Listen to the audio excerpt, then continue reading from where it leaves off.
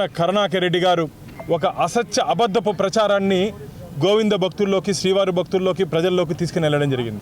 నోరుంది కదా అని చెప్పి ఇష్టం వచ్చినట్టు మాట్లాడడం, నోరుంది కదా అని చెప్పి ఆధారాలు లేకుండా మాట్లాడడం.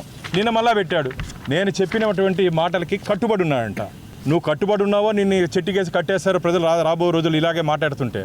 2024 జనవరి 1వ తేదీ నుంచి జూన్ వరకు నువ్వే కదా టీటీడీ చైర్మన్. అప్పుడు లేక దూడలు ఎన్ని చనిపోయినాయి తెలుసా? 45. ఈరోజు ఈ గోవులు చనిపోయేదానికి కారణం కూడా నువ్వే. దానికి ఆధారాలు 1/4/2024 టీటీడీ విజిలెన్స్ రిపోర్ట్ మిత్రులారా. ఇది దీంట్లో ఏం రాశారు తెలుసా? గోవులకు సరఫరా చేసినటువంటి ఆహారంలో నాణ్యత లేదు, దాన్ని గోవులకు పెట్టకూడదని చెప్పి విజిలెన్స్ వారు చెప్తే కూడా దాన్ని గోవులకు పెట్టారు మీరు. దాన్ని తిని అనారోగ్యంతో కొన్ని ఇంకెక్కువ చనిపోయాయి. అంటే గోవుల మరణానికి ఎవరు కారణం? మళ్ళా చెప్తాడు, నా హయాంలో నేనేసినట్టు విజిలెన్స్ అని. ఏం యాక్షన్ తీసుకున్నావు?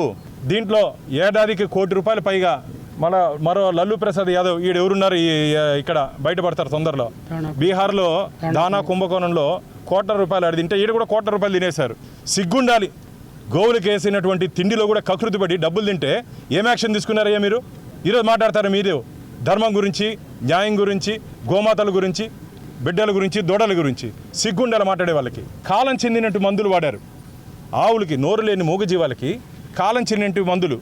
దాన్ని కూడా విజిలెన్స్ రిపోర్ట్ ఉంది. మేమేం ఊరికే మాట్లాడట్లేదు. రాజకీయంగా ఎదుర్కొంటాం. గోవులతో, గోవిందుడితో నువ్వు ఆటలాడొద్దని చెప్పి నేను అనేక సందర్భాల్లో చెప్పడం జరిగింది. మీకు ఇంకా ప్రజలు బుద్ధి చెప్పినా మీకు ఇంకా కలిగినట్లేదు. కాబట్టి రాబో రోజుల్లో మీరు ఇలాగే వ్యవహరిస్తే పరిణామాలు చాలా తీవ్రంగా ఉంటాయి. తొందరలోనే దీని మీద గట్టి చర్యలు ఉంటాయి.